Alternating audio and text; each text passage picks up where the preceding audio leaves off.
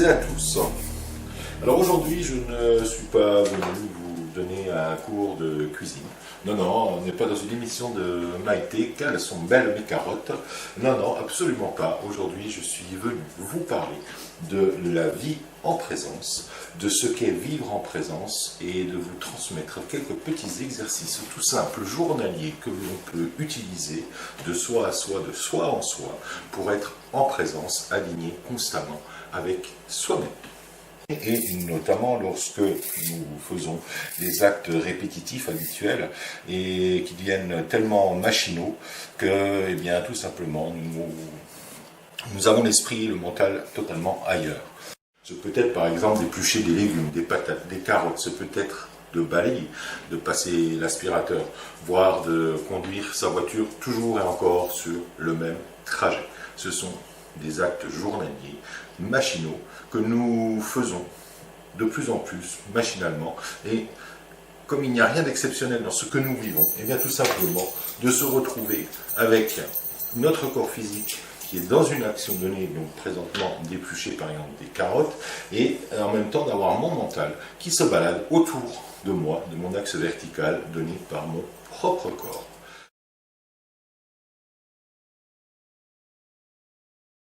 Si je n'y veille pas, si je ne fais pas attention à ce que je fais, tout simplement mon mental, ici là-haut, lui, il se balade.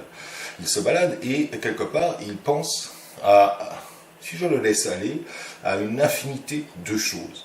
Il va faire des projections dans le futur, demain, après-demain, les jours d'après, et il va aussi regarder derrière mon épaule, derrière dans le passé. Et c'est ainsi, si vous voulez, que si moi je suis là, ici, présentement, que ça c'est mon mental, tout simplement, que ce mental va constamment faire le yo-yo demain, après-demain, donc il va aller vers l'avant, ou au contraire, aller vers l'arrière, dans le passé. Les regrets, tiens, si j'avais su, j'aurais dû dire, si j'avais fait cela, il ne me serait pas arrivé cela, etc., etc.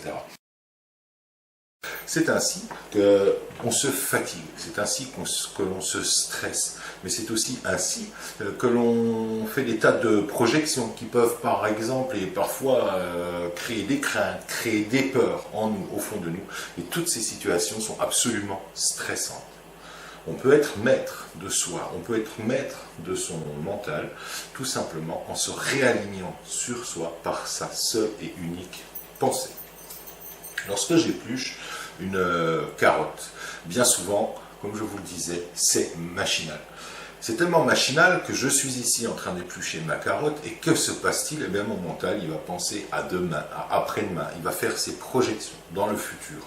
Et à l'inverse, dans l'autre sens, mon mental, il va aussi pouvoir regarder derrière. Si j'avais su, je n'aurais pas fait ça. Et puis si j'avais su, je n'aurais pas dit ça, ou j'aurais mieux fait de dire. Et c'est ainsi que l'on échafaude des tas de plans intellectuels et mentaux par nos pensées et que cela est terriblement fatigant. Lorsque l'on se ramène au niveau des énergies, on se rend compte que l'être humain, l'homme, peut faire des milliers de choses en même temps. En même temps penser à certaines choses. Là, je suis bien en train de vous parler, alors que je peux dans le même temps continuer d'éplucher mes carottes, il n'y a aucun problème. Et je continue d'éplucher mes carottes tout en vous parlant. C'est très fatigant. Et c'est ce que l'on fait avec notre pensée intérieure, notre parole intérieure qu'est notre pensée. Bien généralement, on pense à tout à fait autre chose que ce que l'on est en train de faire. Alors pour cela, pour se réaligner, pour être réellement en présence, il existe des petits outils très simples. Et nous avons, pour ce faire, un outil extraordinaire et merveilleux qui s'appelle notre corps physique et d'analyser en pleine conscience, à chaque instant, nos sensations kinesthésiques. Comment est ma carotte lorsque je la tiens dans ma main gauche ? Est-elle froide ? Est-elle tiède ? Est-elle humide ? Je peux, au moment où je l'épluche, je peux tout à fait analyser, ramener ma pensée dans ce que je suis en train de faire. Et puis les colonnes là, que je tiens dans ma main droite, est-ce qu'ils passent difficilement ?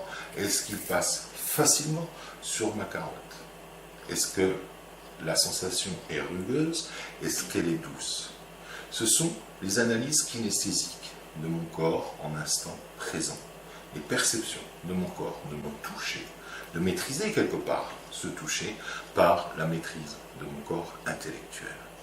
Vous comprendrez aisément qu'à ce moment si précis, alors que j'épluche ma carotte, ou que je la coupe en pleine conscience, en faisant attention, avec tout le pouvoir de mon attention et de mon intention à ce que je fais, et bien vous comprendrez aisément qu'à partir de ce moment-là, mon esprit est totalement focalisé, mon angle de vue est focalisé, et comme si je faisais un zoom, je réduis mon espace de vision à ce que je fais, et seulement ce que je fais. Il existe cette force en nous, qui est bien au-dessus de notre corps intellectuel, qui est bien au-dessus de notre seule volonté, qui nous permet de faire ce choix. Appelez ça comme vous voulez, peut-être est-ce les voies de mon esprit, peu importe. Toujours est-il que je peux, que je suis à même en tant qu'être humain, et comme tout homme, j'ai la capacité d'arrêter, suivant ma volonté et mon bon vouloir, de penser à telle ou telle chose. C'est très important, par exemple, lorsque l'on est en certaines déprimes, lorsque l'on projette, lorsque l'on a des craintes. Ah bah tiens, demain j'ai un rendez-vous embêtant. Donc pendant que j'épluche mes carottes, l'habitude, c'est déjà de projeter son esprit à demain. Que va-t-il se passer durant ce rendez-vous? Mais après tout, je n'en sais rien. Je suis ici et maintenant. Et ce que je vous conseille, dans l'utilisation de cet outil si simple, c'est qu'à chaque fois que vous voyez, que vous percevez, que vos pensées se barrent, je n'ai pas d'autre mot, elles se barrent, elles échafaudent tout un tas de choses, que vous échafaudez une encyclopédie de possibles qui ne s'arrête jamais autour de vous, en vous, à l'intérieur de vous, et bien à chaque fois, il tient à vous-même d'avoir la maîtrise et de devenir le maître de vos pensées et de vos actes, et donc de revenir, ce geste que je vous faisais au départ, là c'est votre corps physique, de revenir à la verticale de votre corps physique avec votre corps mental, et de venir coiffer ce corps physique, d'être un, et non plus éparpillé dans un espace-temps qui n'existe en fait pas, si ce n'est par rapport à nos seules habitudes. Vivre en présence. Vous pouvez vivre en présence à tout moment, dans toutes les actions. Lorsque vous marchez dans la rue, lorsque vous conduisez, lorsque vous passez l'aspirateur, lorsque vous passez le balai. Et à chaque fois, vous pouvez vous inventer comme un jeu des tas de petits exercices. Je passe le balai. Eh bien, tout simplement, je vais être en présence, mon mental se barre. Qu'est-ce que je peux faire? Simplement de faire attention à ma gestuelle. Ne pas taper les plaintes, ne pas faire de bruit, ne pas taper le pied d'un meuble avec l'extrémité de mon balai. Ceci n'est qu'un simple exemple. Vous pouvez faire de même avec votre aspirateur. Vous pouvez aussi, lorsque vous marchez dans la rue, machinalement, sur le même trottoir comme vous le faites tous les jours, eh bien, observez autour de vous. Combien d'hommes avez-vous dépassé ou croisé? Combien de femmes? Y avait-il des enfants? Tiens, le dernier passant, il est habillé en rouge, en vert, en bleu. Et c'est là que vous vous rendez compte que l'on vit dans une sorte d'illusion. Mon corps physique est à un emplacement et mon corps intellectuel est complètement ailleurs, à l'opposé, aux antipodes de où je suis, ici et maintenant.